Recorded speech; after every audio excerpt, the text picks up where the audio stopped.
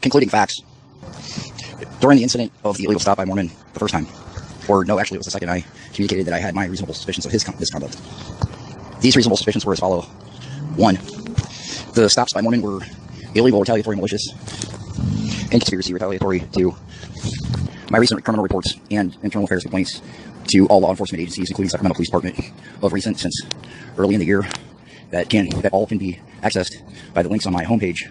I've given you the URL for the website by scrolling down to the links I have informed about before, so retain for that all can be accessed by the links on my homepage. I've given you the URL for the website by scrolling down to the links I have informed about before, so retain comprehension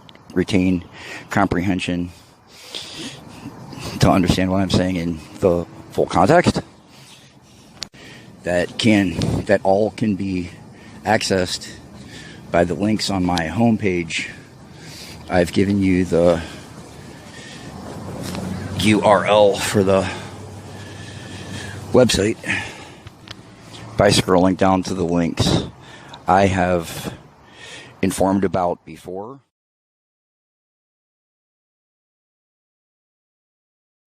Concluding facts. During the incident of the illegal stop by Mormon the first time, or no, actually it was the second, I communicated that I had my reasonable suspicions of his misconduct. These reasonable suspicions were as follow. 1.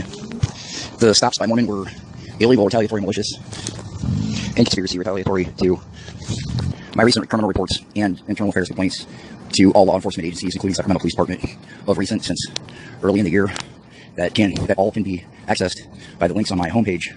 I've given you the URL for the website by scrolling down to the links I have informed about before, so retain for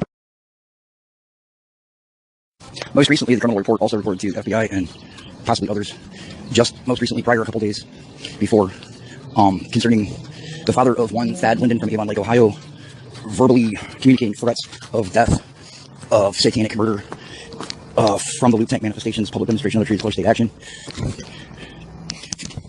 and all the other specific accusations of that particular complaint.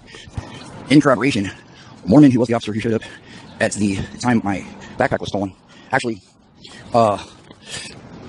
did approach me first with an overzealous and hypervigilant predisposition, portraying foreknowledge about myself in malice. Did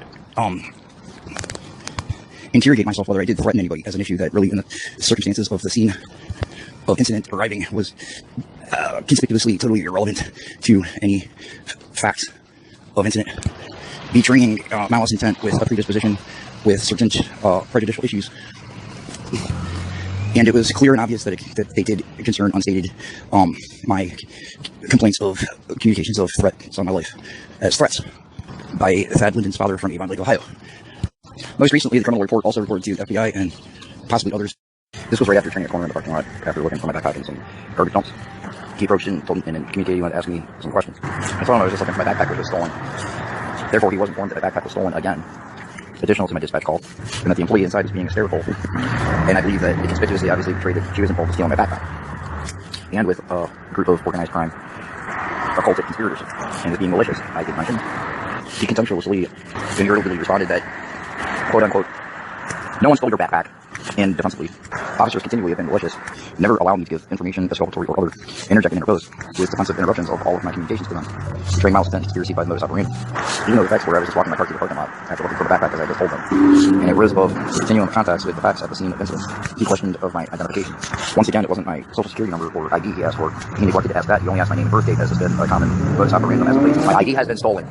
And once again, when typical practice is to ask for ID and social security number, I asked him to please not take my information. I've been harassed with a lot of police stops in a situation that I knew the police department was aware of. I communicated to him when all that had happened was the aforementioned really didn't warrant.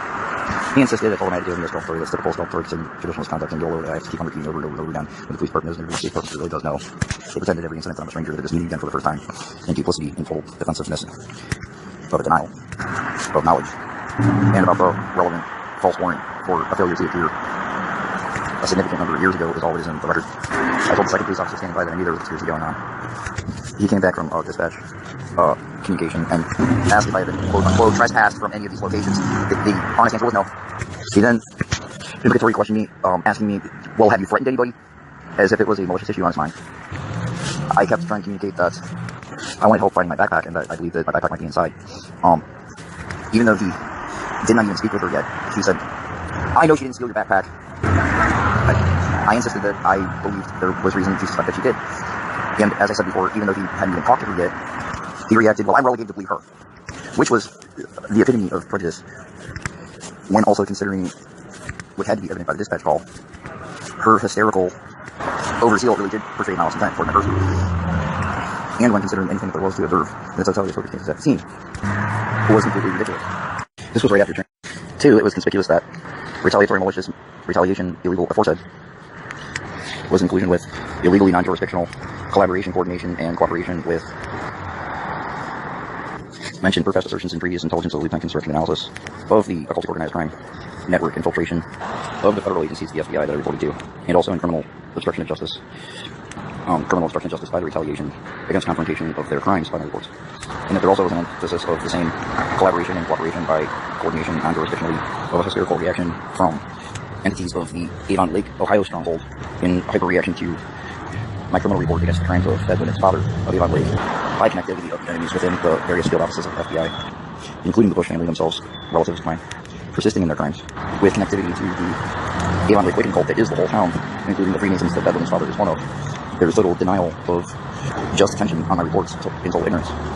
Therefore, there was the plot to steal my property, continuing their misconduct, and in desperate, stir-crazy guilt and hostility toward an informant. This was for a wealth of observational evidence corroborating with my insight for the members that made this obvious to me, such as the many facts in this affidavit that have been aforementioned. I could discern the dynamics that this was so as an emphasis, of course, by my experience with it all. 2, it was conspicuous that conspiracy with the FBI included also involved target team security in their unconstitutional and illegal marketing forensic services to police in conflict of interest with customers totally outside the law that is even advertised publicly by the company. And Yolo County also in their hostility against me and West Sacramento, at least former alleged police officers with alleged names, Semrick, Wilson, Coulter, and an African-American one that for absolutely no reason walked in the bathroom and pointed a gun at me over the stall while I was pulling my pants up, and he's also been involved too. His name is mentioned in the statement of facts to my first motion pre-trial in 2013. Motives would be self-explanatory through this affidavit, and also they're a criminal outside the criminal justice system.